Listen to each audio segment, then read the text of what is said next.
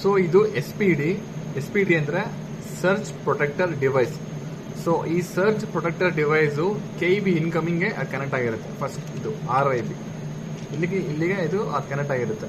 So ಈ device ಏನಕ್ಕೆ use ಮಾಡ್ತೀವಿ ಅಂತಂದ್ರೆ, ಇಫ್ ಇನ್ ಕೇಸ್ ಸಿಡ್ಲು ಹೊಡೆದಾಗ ಅದ್ರ ಜನರೇಟ್ ಆಗೋ ಹೈ ವೋಲ್ಟೇಜ್ ಇಂದ ಲೈನ್ ಟು ಲೈನ್ ಟಚ್ ಆಗಿ ಅದ್ರಲ್ಲಿ ಜನರೇಟ್ ಆಗೋ ಹೈ ವೋಲ್ಟೇಜ್ ಇಂದ ಬೇರೆ ಡಿವೈಸ್ ಹಾಳಾಗಬಾರ್ದು, ಬೇರೆ ಎಕ್ವಿಪ್ಮೆಂಟ್ ಹಾಳಾಗಬಾರ್ದು ಅನ್ನೋದಕ್ಕೆ ಈ ಡಿವೈಸ್ನ ಯೂಸ್ ಮಾಡ್ತೀವಿ. ಯಾವಾಗ ಇದು ಸರ್ಜ್ ವೋಲ್ಟೇಜ್ ಜನರೇಟ್ ಆಗುತ್ತೆ ಸೆನ್ಸ್ ಮಾಡಿ ಅವಾಗ ಬ್ರೇಕರ್ನ ಟ್ರಿಪ್ ಮಾಡಿಸುತ್ತೆ. ಸೊ ಇವಾಗ ಇದು ಆಲ್ರೆಡಿ ಡೆಡ್ ಆಗಿದೆ. ಸೊ ಈ ಡಿವೈಸ್ನ ಚೇಂಜ್ ಮಾಡಿ ಈ ಡಿವೈಸ್ನ ಇನ್ಸ್ಟಾಲ್ ಮಾಡಬೇಕು. ಈ SPD ಚೇಂಜ್ ಮಾಡಬೇಕಾದ್ರೆ ಯಾವಾಗಲೂ LT ಪ್ಯಾನಲ್ದು KEBನ ಆಫ್ ಮಾಡಬೇಕು. KEB ಆಫ್ ಮಾಡ್ಕೊಂಡು DG ಆನ್ ಮಾಡ್ಕೋಬೇಕು. ಇವಾಗ ರಿಪ್ಲೇಸ್ ಮಾಡಬೇಕು. ಇವಾಗ